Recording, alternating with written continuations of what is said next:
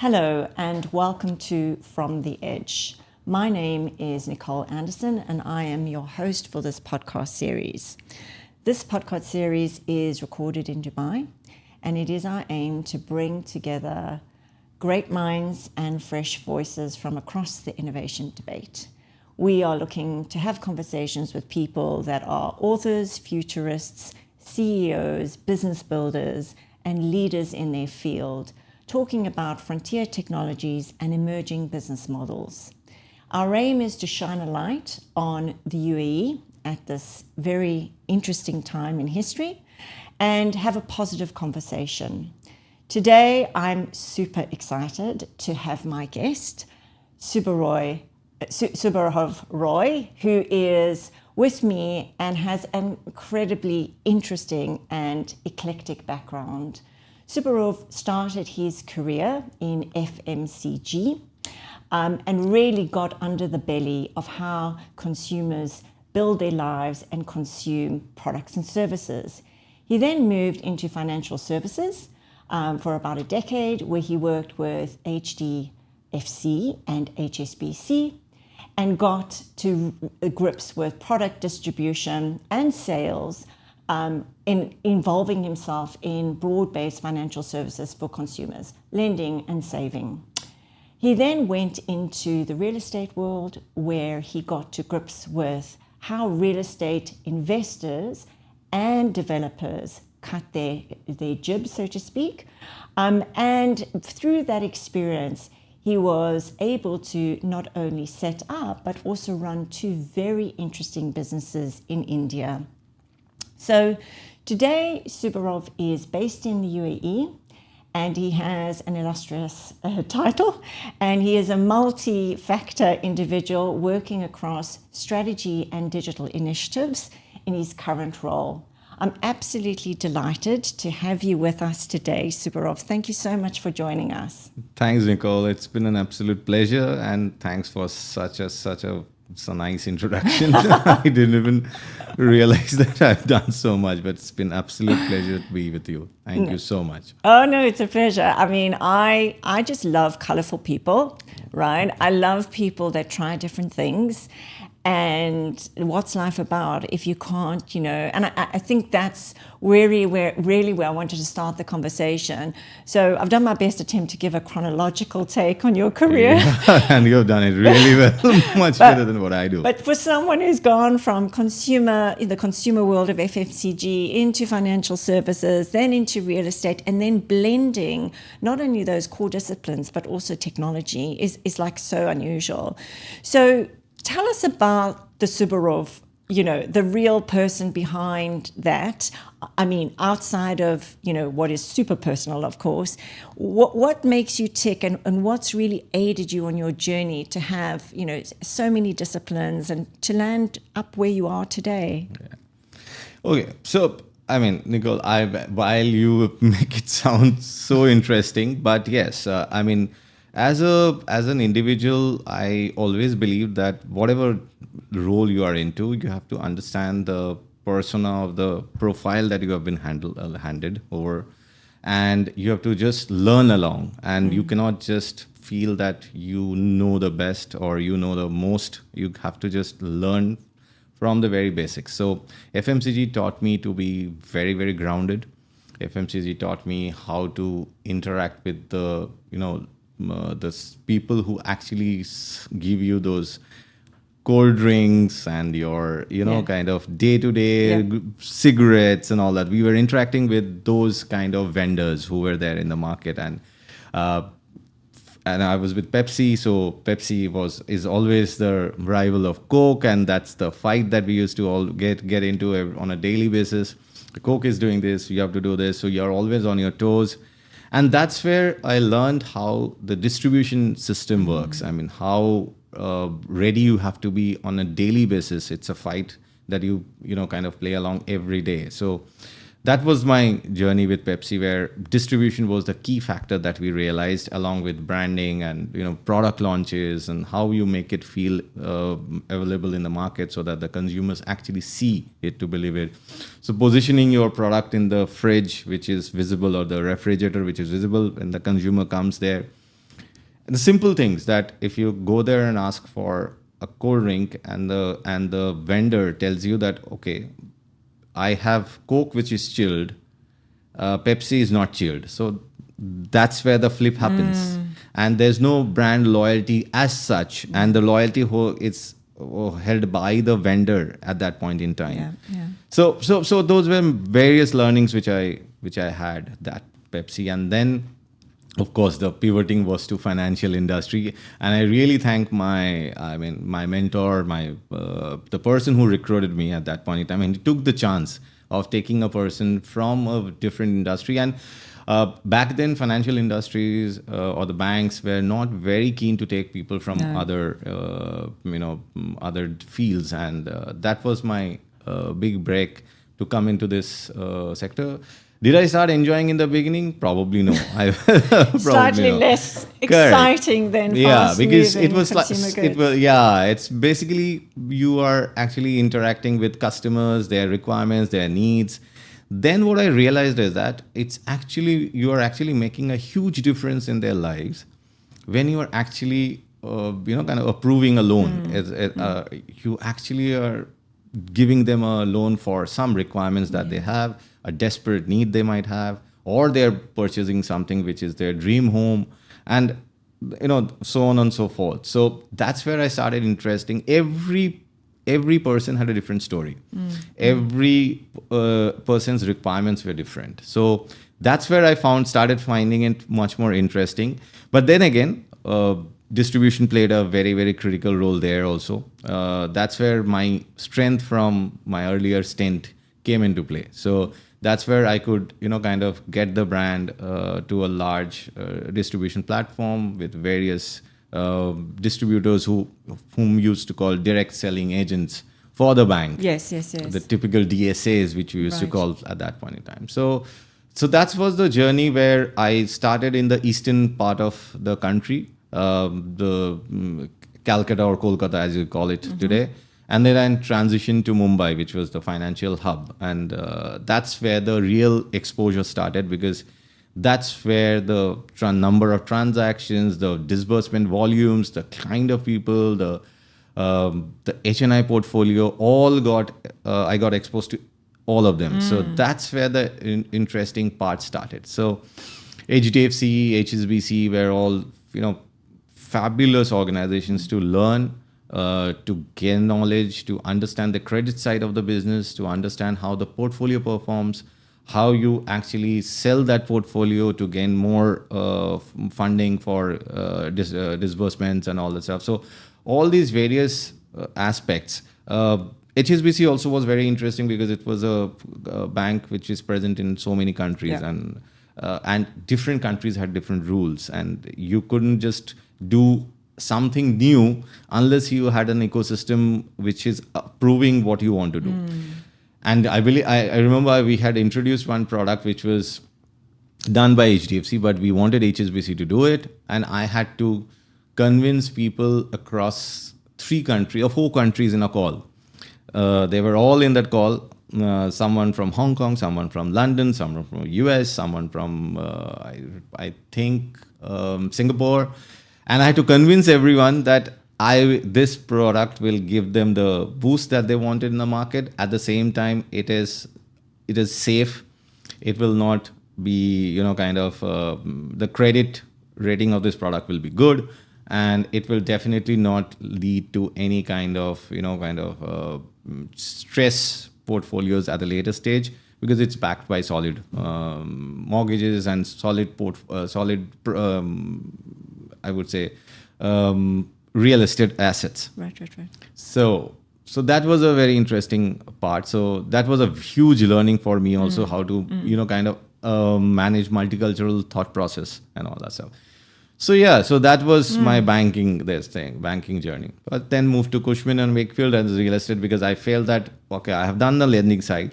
Why not also see how transactions happen? And that's where my real exposure to real estate, clients buying properties, what influences them, how can be done, how does brand play a role in the whole decision making, how consumers are still so naive about real estate. They go just by the nice looking brochures, nice looking videos and all that, and they actually get pulled into wrong side of the investment story and all that stuff. So counseling the customers that, buy the right products so that you are safe in the safe and sound in the long run, because it's not something which is getting delivered tomorrow. It is going to take 4 to 5 years. So that was another journey. So that's how my real estate exposure started, and that fascinated me. That was the kick I got after a long time, that this is pretty interesting, and this is where you are actually shaping up the entire economy. You actually get to know how the economy is performing from the transactions of residential real estate, commercial transactions and all of that. You can actually understand if people are taking up, or companies are taking spaces, or people are buying more, or there are something new in coming up in a new area. So customers are coming and buying because they know their offices are going to come up. So it gives you an overall understanding of how real estate works. And luckily for me, and thanks to all my bosses, and they trusted me, and I soon led a pan-India role in all the companies that I worked after that. So Cushman Wakefield, while I started in the Western India, but I was leading a particular division for pan-India, which my boss allowed me to do. And then this was still on the consulting side, more transaction advisory, research-based, this thing. Then my move happened to the actual developer side. A corporate player, one of the largest conglomerates in India, Mahindra Group, and their real estate arm wanted someone to come and manage their portfolios. And then I transitioned to become the head of the sales, marketing, and the role expanded quite well. And therein, I understood that how developer mindset works, how to acquire a land, which land to acquire, what product to design, what is the profitability, how do you plan the inventory selling, how much do you want to sell now, how do you want to sell, how much do you want to sell later, how do you factor in price increase, price appreciation, how will you explain the customers who are buying today, and if I'm still continuing with the same price at a later stage, how do we convince them that they are going to make money and all that? So that's how you plan the price appreciation and all that stuff.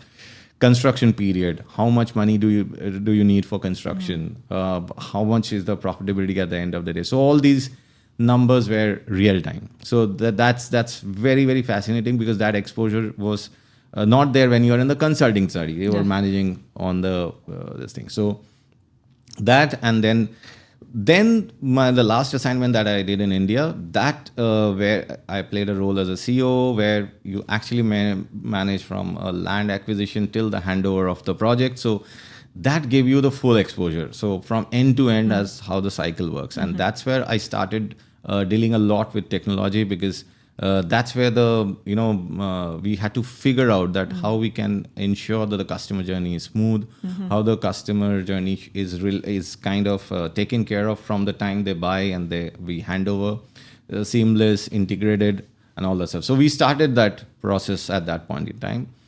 And then Dubai happened. Happened to you. Yeah, then Dubai happened. So, and while, in one of my LinkedIn posts recently, I had mentioned that I felt that I am late in Dubai. I came here in the year 2023. I felt that I'm late. It's not that I had not got opportunities earlier, but somehow I was very, kind of convinced and very, very happy being in India in the roles that I was in. But then I realized that Dubai actually offers you the global platform. So at some point in time, you need that exposure to understand what's happening globally. And I think it was a very, very good decision that I took at that point in time. But yes. Yeah. So, well, I mean, I wonder if that is, cities have different chapters. Every place in the world has different chapters. Right. And where we are now at this time in 2026, I think Dubai is going through, the UAE is going through, the region is going through a transition. No one knows really what the world would look like at a macro or semi-macro level. Wow, everything is changing. So maybe this is a new chapter, and that you are here to architect, and therefore I'd love to get your sense of, you know, Dubai and the real estate market, how you see it. I mean, there's so much conflicting information out there, especially even before the conflict started, right? Was this going to be a consolidation year for real estate? Was it the year of the family? Was that going to have an impact on property prices? Is there oversupply, undersupply? Well, now we have this situation that is beyond, you know, the realms of, you know, the private sector, and is geopolitical. So love to get your take on where, honestly, we are in Dubai right now in real estate. Okay, let me just break it down a little bit so that it's easier for everyone to understand for this thing. So Dubai obviously has evolved over the years, and Dubai, what it was in 2000s, 2008, 2010, and what Dubai is today is completely different, and that's the vision that the leadership here always, you know, kind of keeps, that they have to do something new. And every 10 years, you see a new Dubai, okay? And Dubai has evolved and seen the crisis. There have been 4 crises that they have averted, and they've always come out much more stronger than any other nation globally. And with all due respect to all the nations, there are different challenges everywhere. But Dubai has overcome those challenges very, very, very, very, you know, competently, if I may just say that, use that word. So the current situation, if I may say, and so every real estate market goes through a cycle. So there's obviously a demand which goes up, then it stabilizes, then there is a correction kind of slight bit of correction because the hype is too high. Then again the cycle starts. So that's across the globe. So if you look at any market, it will be the same.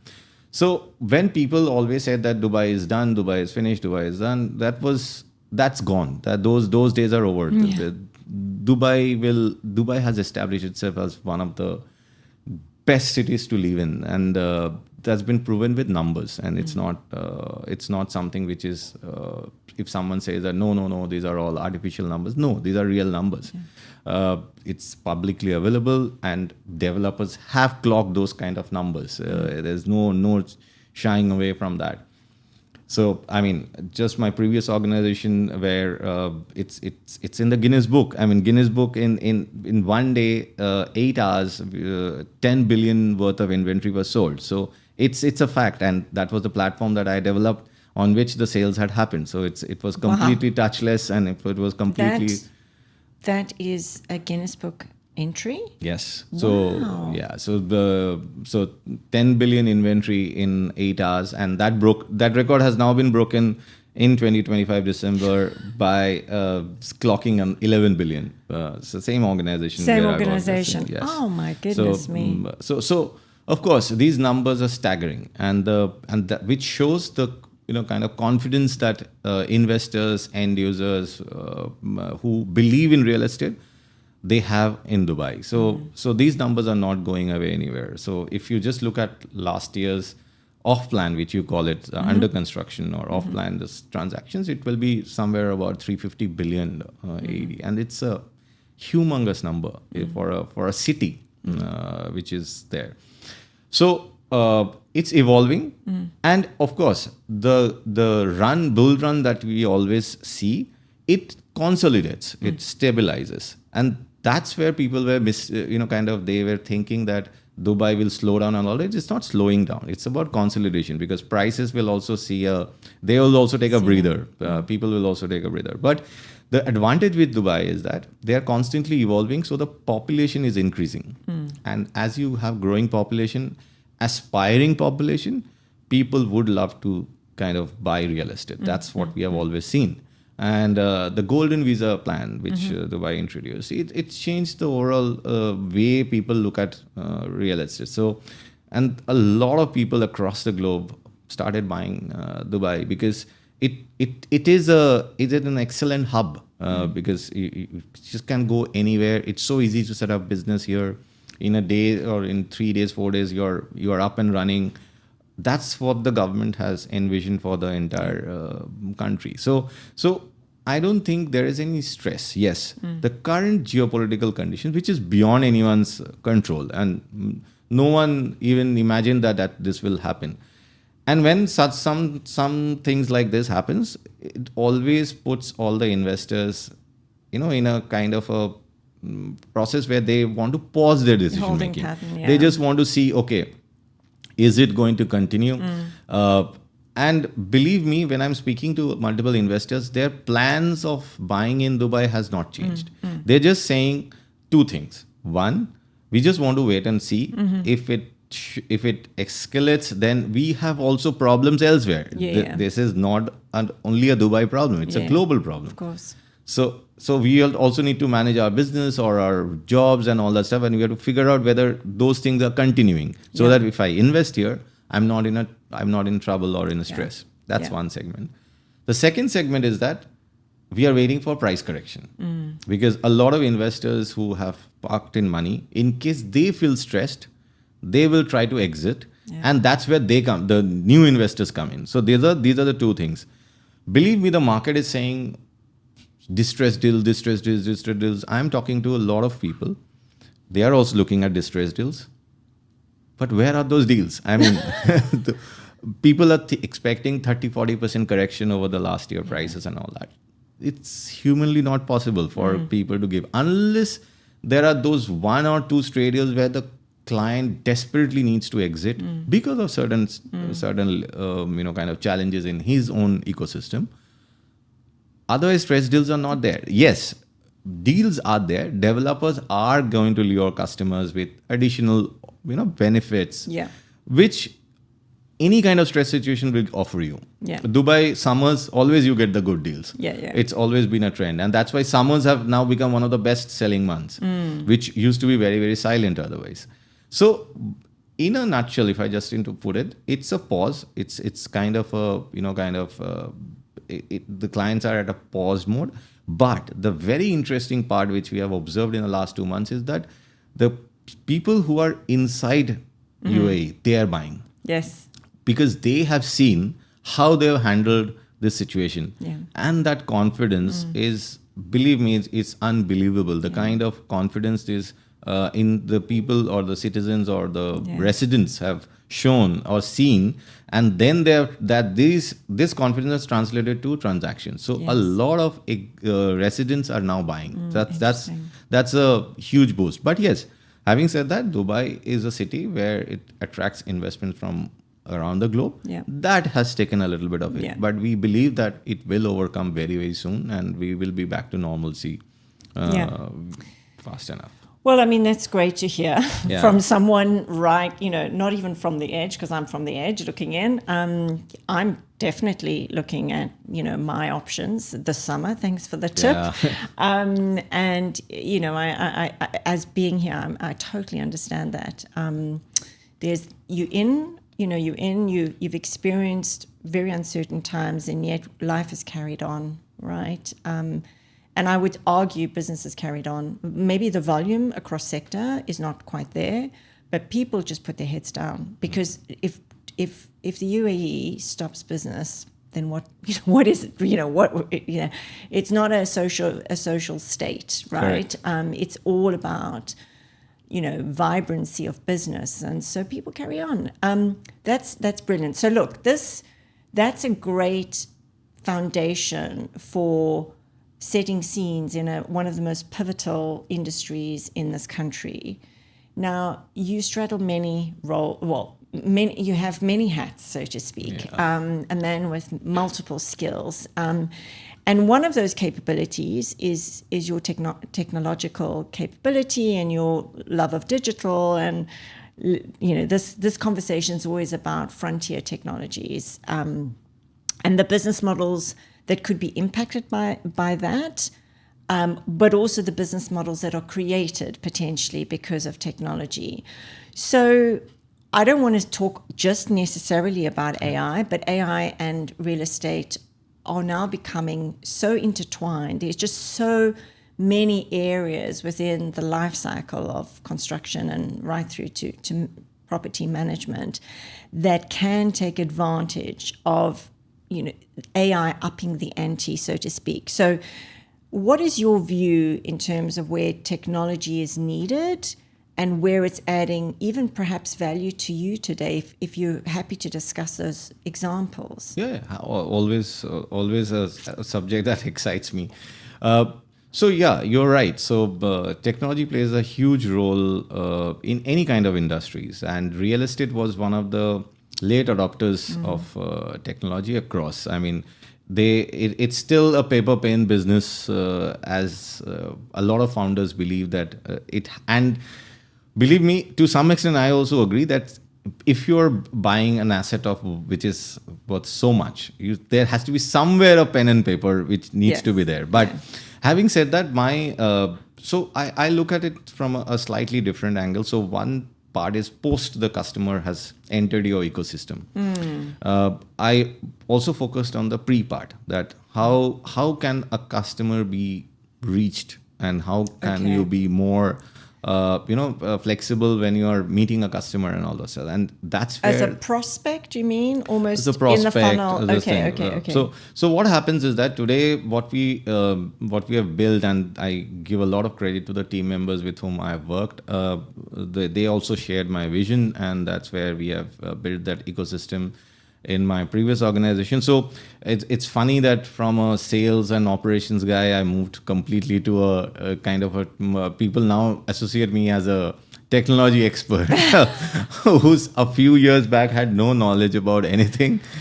But yes, I mean, so my primary goal was to focus on the aspects of automation. So now a lot of people mix AI and automation. So if you have your automation in place, AI will then come in and play a role. Okay, so a lot of businesses have still not evolved into that space where processes are automated, and that's where I played. I try to kind of focus most of my energy, because once you have done that, the rest will follow. AI will come in and give you the good to have aspects. Okay, so that's the whole idea. So we built a platform which was never existing in the market, and globally also I don't think it exists. From a pure developer playbook as per se. So I built it in my previous organization. I have now evolved and made it better in the current organization. So so basically it's an ecosystem that we have built for the entire sales world. So the sales world comprises of your internal sales team, which again has multiple teams, multiple roles. So you have a team which is managing the brokers. You have a team which is managing direct clients. There is a team which is managing your internal referrals and all that. Then there is a team which goes and activates brokers. Then there is training team and all that stuff.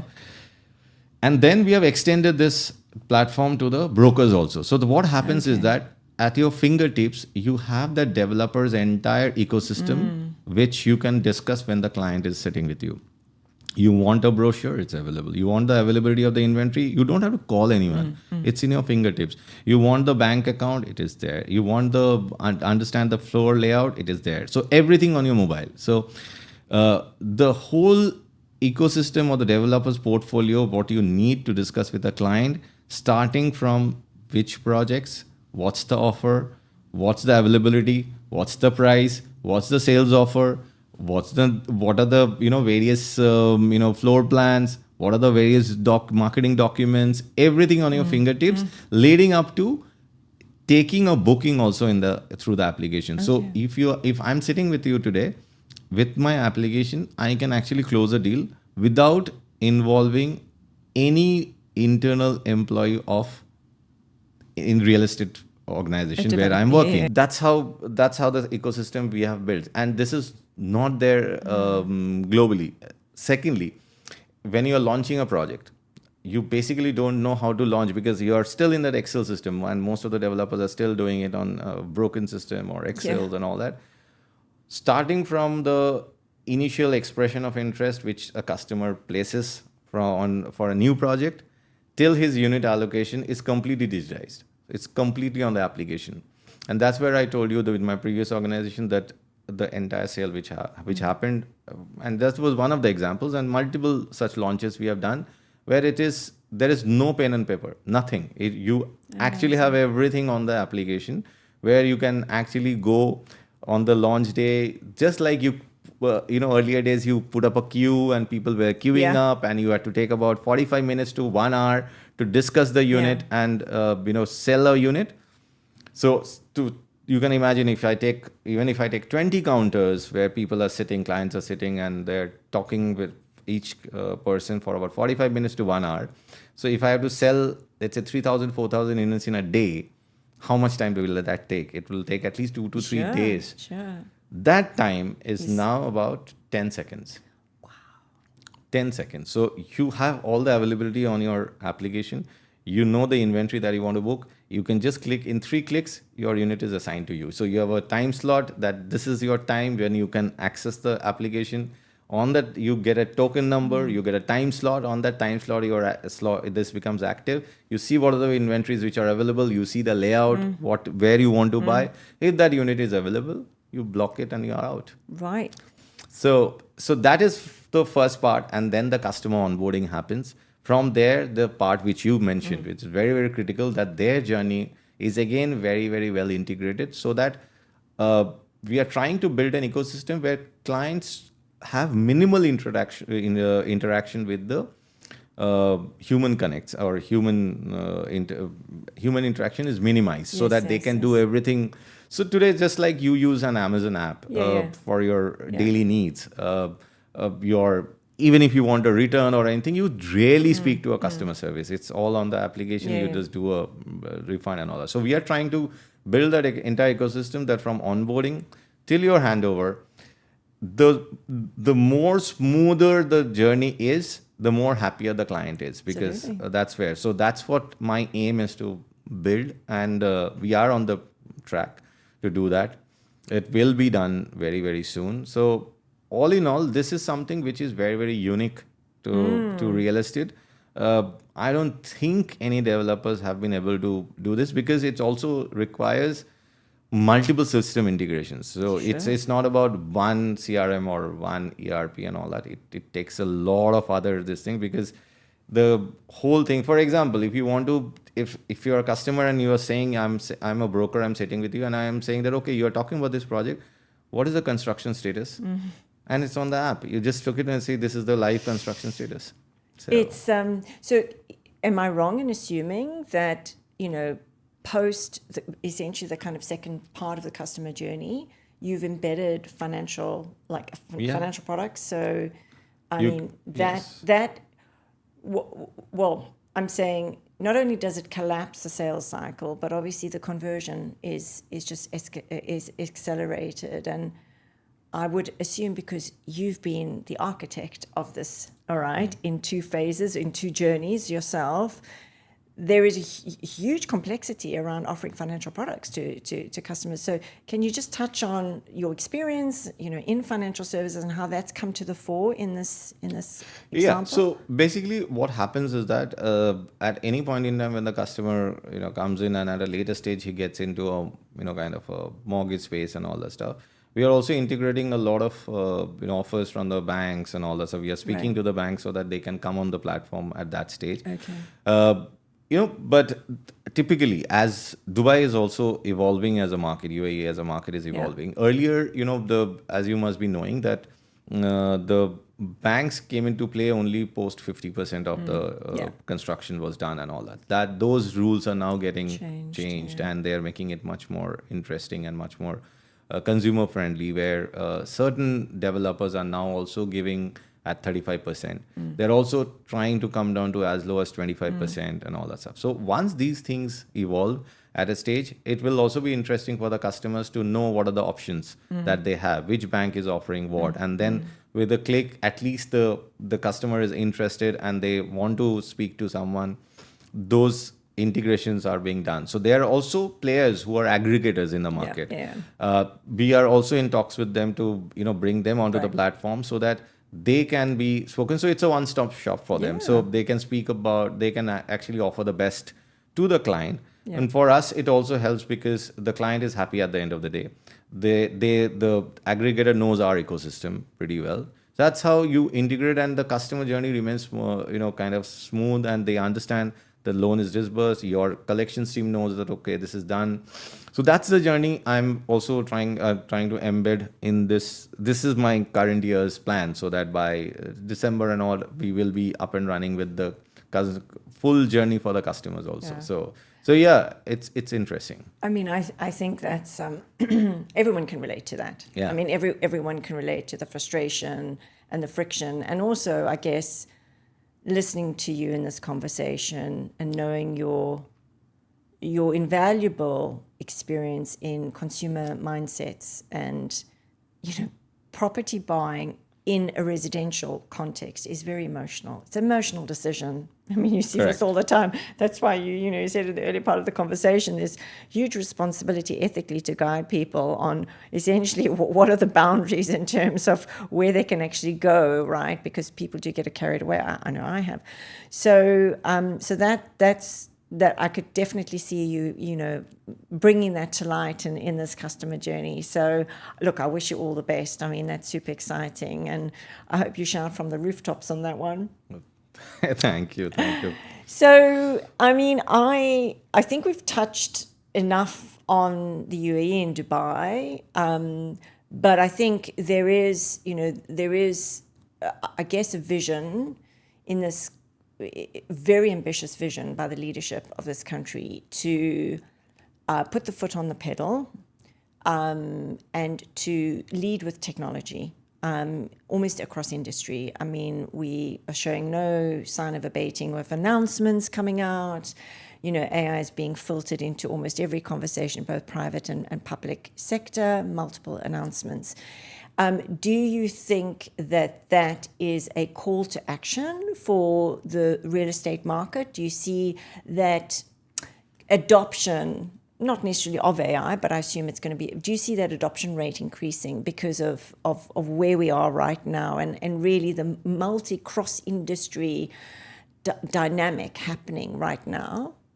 So yeah, I mean, if the leaders believe in AI, you need that the drop-off always happens. Yeah. And I think there are multiple areas where strong AI influence is getting experienced. Especially in the, there are multiple, the agentic AIs and all that experimentation is on as to how you can tackle the routine jobs with agentic AIs. Let's say reminders. Let's say just ensuring that the customers' basic requirements are done through automated workflows through agentic AIs. Yeah.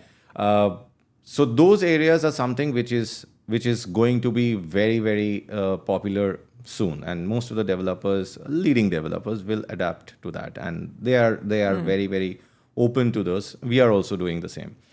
Having said that, what the other aspects which AI plays a very, very critical and interesting role in the overall analysis, and where I am looking at, is primarily the conversations with the customers, where the teams are conversing, and that's where we are also trying to do sentiment analysis. We are also trying to figure out the mood of the customer, whether the customer was happy at the end of the conversation, he got his answers, or we deviated from that, or it was not a conversation in the right manner, and we are doing scoring of that call. Okay. And we are analyzing, and then we are training the person who has been handling those calls that, hey, listen, you did it well, but these are the elements you missed out. So since you were missed out, the connect was not there. So the customer at the end of the day is still not convinced whether he's going to buy from you, or he's still going to evaluate competitors. You have not given these pros about this particular development. You have only spoken about XYZ and all that. So this is very interesting, because this actually helps you become very, very sharp focused, and your team actually gets aligned to what your vision is. Now, initially implementing this becomes difficult, because people start feeling that you're monitoring me and all that. But when they see the value, then they realize that it's actually helping me. It's not detrimental to my performance. I'm not getting negatively marked. It's just that the organization is helping me to, kind of grow and do better. And earn more incentives. At the end of the day, everyone is here to make money. So that's a very, very good use case. But what I'm planning now is slightly more evolved. So I'm trying to build a super agent which will actually cut across all the various user journeys and actually, kind of curate answers for you for your queries, whoever may be that user. So let's say, for example, for my two apps, one will be my customer facing and one is my sales facing. And my top management also uses the application and all that. So if my chairman asks something to that intelligence driven AI chatbot, that okay, what has been my sales, who has performed and all that, it will throw up an answer that is suited to him. When a sales head, he has a team with 10 people, he asks the questions, it will be answered and the data will be provided only for him. He will not be getting organizational data. If a customer asks, okay, what has been any recent launches? I am looking at a 2-bedroom in Business Bay, and give me the range. My budget is about 2.5 million. It will curate your choices and give it to you as per this thing. And then they will ask, they will interact, they will chat.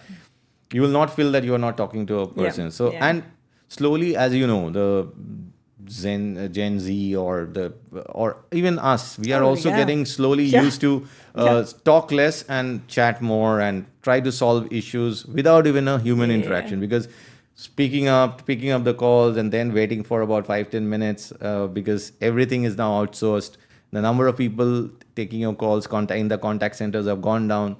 So you try to avoid and try to get a resolution through the applications and all that stuff. So that's what the aim is, that your resolutions should be done real time.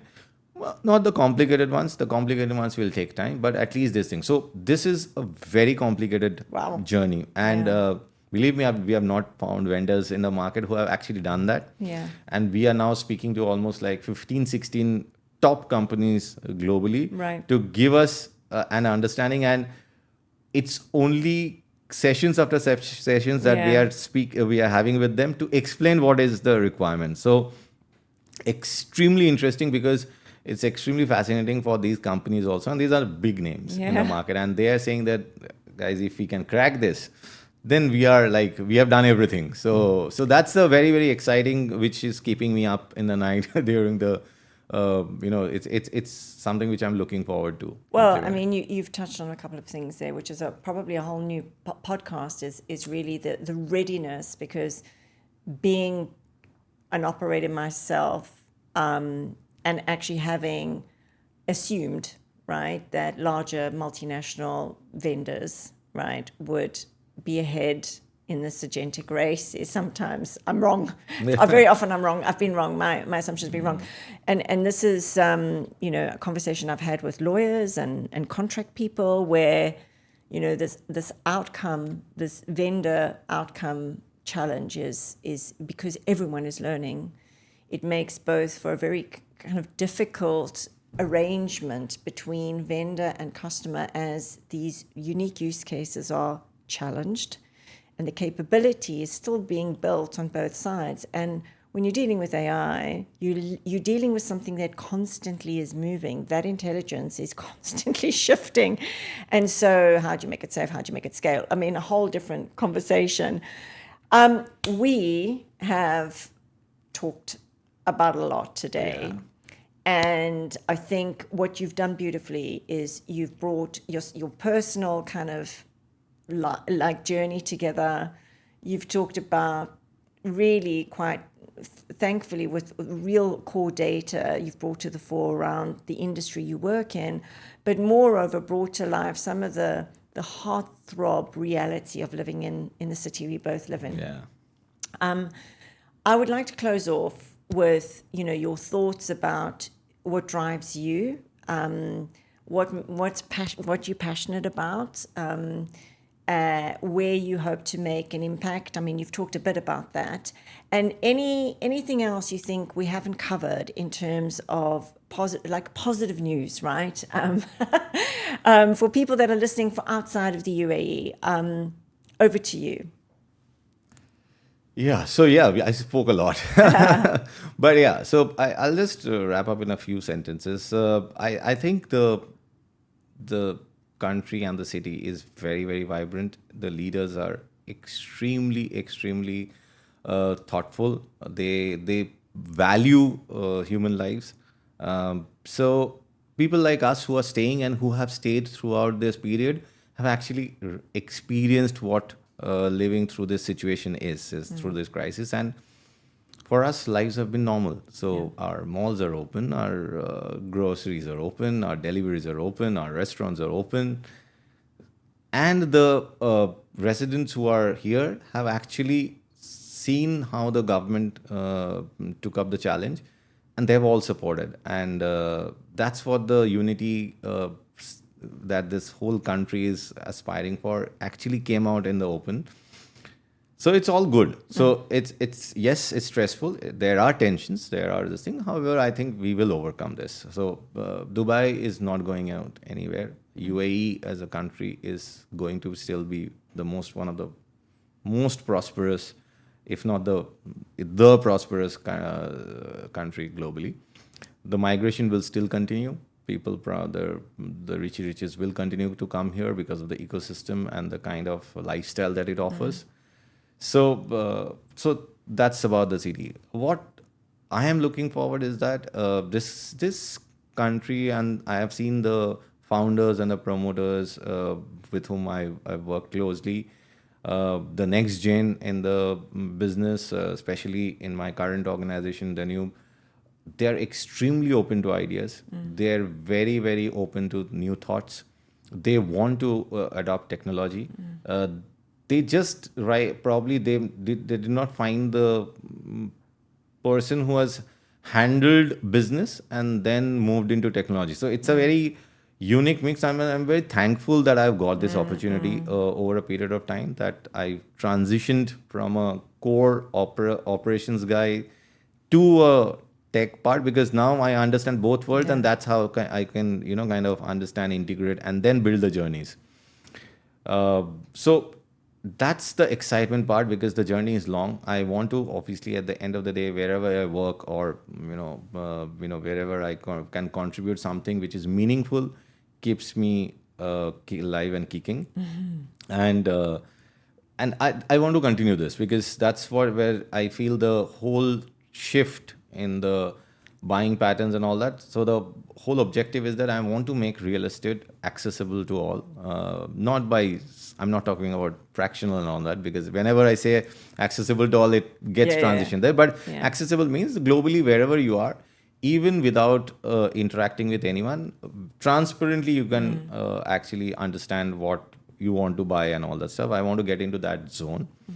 It will require a lot of time. It will require a lot of transparency. It will need a lot of discipline in terms of the behaviors of the whole ecosystem of real estate. But we will get there, because streamlining that is one of the key aspects. And I think a lot of large developers will move towards that zone. So that's what will keep me alive and kicking. And maybe someday again we will catch up and discuss further more as to what new stuff has happened. But yeah, thankful to all the team members with whom I've worked. A lot of them have worked for years with me. I'm generally a very easygoing guy, but yeah, I do obviously stick to deadlines, timelines, and all that stuff.